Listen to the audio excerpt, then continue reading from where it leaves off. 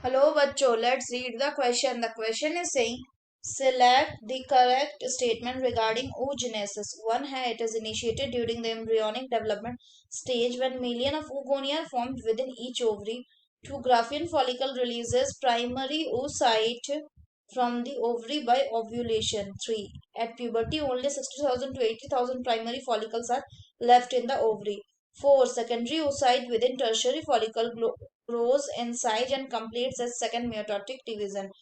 A 1, 2 and 3, B 1 and 3, C 2 and 4 and D all the four statement. तो आइए देखते हैं हम इसका की कंसेप्ट। तो अगर हम बात करें इसके की कंसेप्ट की तो वो क्या हो जाएगा, वो हो जाएगा oogenesis. So if we talk about oogenesis, then oogenesis is the process of formation of the mature ova. तो अगर हम oogenesis की बात करें तो it is initiated during the embryonic development stage when a couple of million gamete mother cell, मतलब ये कब होता है, ये एम्ब्रियोनिक डेवलपमेंट के समय ही होना शुरू हो जाता है, जिसमें क्या होता है, जो उगोनियाज होते हैं, उगोनियाज यानी कि उगोनिया मतलब क्या, गैमेट मदर सेल, ये बनते हैं कहाँ पे, फीटस के फीमेल फीटस अगर हुई तो उसके ओवरी में ये बनना शुरू हो जाते हैं।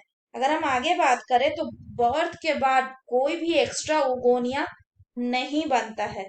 तो होता क्या है कि ये जो उगोनिया है ये डिवाइड करने लगते हैं, दे स्टार्टेड टू डिवाइड, और डिवाइड करके क्या कर लेते हैं, ये मियोसिस के, यानी ये मियोसिस के प्रोफेज प्रोफेज वन में एंटर करते हैं, और प्रोफेज वन में एंटर करके यहाँ पे ये क्या हो जाता है, टेम्पररी अरेस्टेड हो जाते हैं इस स्टेज पे। उसके बाद क्या होता है, ये जो स्टेज बोलते हैं इसको हम कहते हैं primary oocytes. These are called as primary oocytes.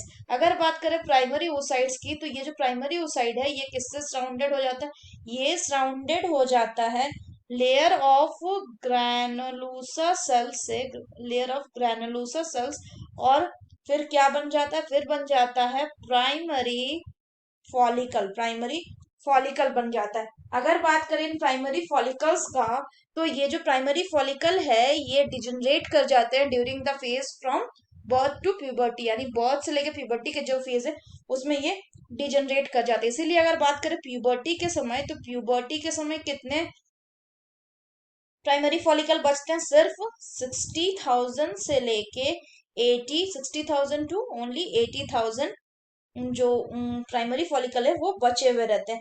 अगर बात करें इन प्राइमरी फॉलिकल्स का तो फर्दर क्या होता है कि ये जो प्राइमरी फॉलिकल्स है during the time of puberty, तो ये क्या करते हैं, ये फर्दर और more layer of granulosa cell में ये कवर हो जाते हैं, खुद को सराउंड कर लेते हैं more layer of granulosa cell से, और क्या बना लेते हैं, और ये कन्वर्ट हो जाते हैं सेकेंडरी फॉलिकल्स में। ये सेकेंडरी फॉलिकल फिर किस में कन्वर्ट हो जाता है, टर्शरी फॉलिकल में। अगर बात करें टर्शरी फॉलिकल की तो टर्शरी फॉलिकल की खास बात यह है कि ये जो टर्शरी फॉलिकल बनेगा इसमें क्या होगा, मल्टी लेयर ऑफ सेल्स तो होंगे ही होंगे, ये बिल्कुल सही बात है, लेकिन इसके पास एक फ्लूइड फिल कैविटी भी होगा। उस फ्लूइड फिल कैविटी को हम क्या कहते हैं, इस फ्लूइड फिल कैविटी को कहा जाता है एंट्रम। क्या कहा जाता है, एंट्रम। तो ये क्या है, ये एक फ्लूइड फिल्ड कैविटी है।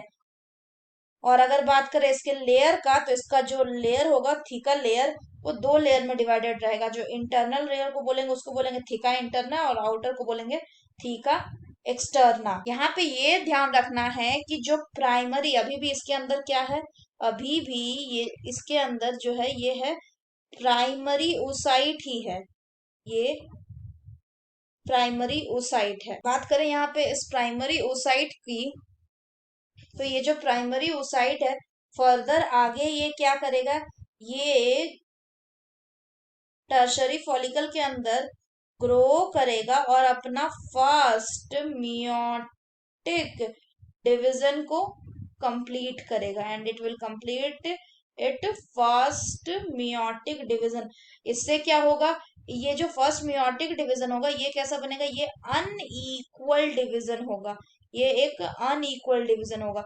जब ये अनइक्वल डिवीजन हो जाएगा तो इससे क्या बनेगा, इससे बनेगा एक हैप्लॉयड, एक लार्ज हैप्लॉयड सेकेंडरी oocyte बनेगा, और क्या बनेगा, और एक छोटा बनेगा पोलर बॉडी, छोटा बनेगा पोलर बॉडी। ये आगे चल के क्या करता है, जो पोलर बॉडी वो डिजेनरेट कर जाता है। तो टर्शरी फॉलिकल जो था उसमें प्राइमरी फॉलिकल ग्रो किया और मिटोटिक डिवीजन किया।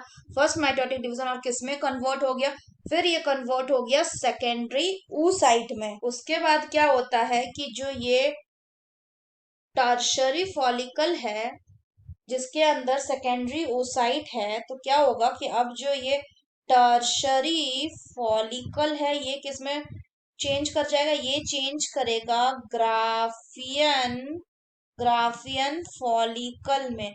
और ये ग्राफियन फॉलिकल में जब चेंज कर जाएगा तो क्या होगा कि ग्राफियन फॉलिकल रप्चर करेगा, कौन से केस में, in the time of menstrual cycle during the phase of ovulation. और इससे क्या, इससे जो ये सेकेंडरी oocyte था ये रिलीज कर जाएगा, और सेकेंडरी oocyte के रिलीज करके ये क्या बनाएगा, इसी प्रोसेस को जो सेकेंडरी oocyte रिलीज होता है इसी को हम कहते हैं ओव्यूलेशन। यहाँ पे एक बात ये ध्यान रखना है कि जो मैच्योर ग्राफियन फॉलिकल है इसमें जो सेकेंडरी oocyte प्रेजेंट है वो एक न्यू लेयर बना लेता है जिसको कहा जाता है जोना प्लेसूडा, और ये सेकेंडरी oocyte के फॉर्म में ही रिलीज होते रहेगा फीमेल के हर मेंस्ट्रुअल साइकिल के साथ। आगे ये अपना डेवलपमेंट तब करेगा और मैच्योर ओवम तब बनेगा जब इसको मिलेगा स्पर्म। स्पर्म के जब तक नहीं मिलता है ये ग्राफियन फॉलिकल से सेकेंडरी oocyte के फॉर्म में ही रिलीज होते रहते हैं।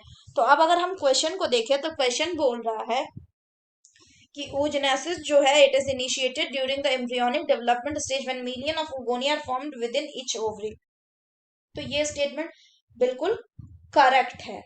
दूसरा बोल रहा है Graafian follicle releases primary oocyte from the ovary by ovulation. तो ये गलत है क्योंकि हमने देखा ग्राफियन फॉलिकल से क्या निकलता है, सेकेंडरी oocyte निकलता है। तो ये स्टेटमेंट कैसा है, गलत है।